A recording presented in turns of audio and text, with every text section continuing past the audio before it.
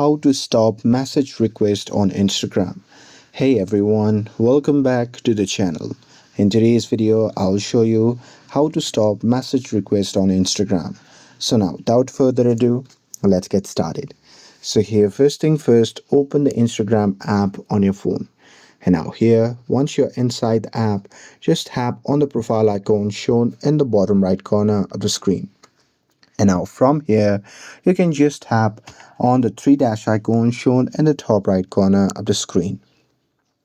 And now here, once you're inside the settings section, what you can do is you can simply scroll down, and there you can just tap on this option that says message and story replies.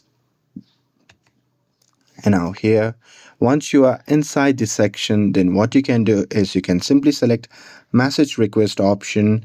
And here, once you are inside this section, then what you can do is you can simply scroll down to who can send you message request section, and there you can simply select it to no one.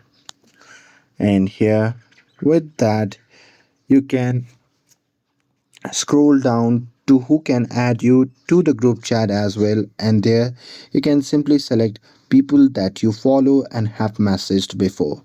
And here with that, it will stop the message request on Instagram.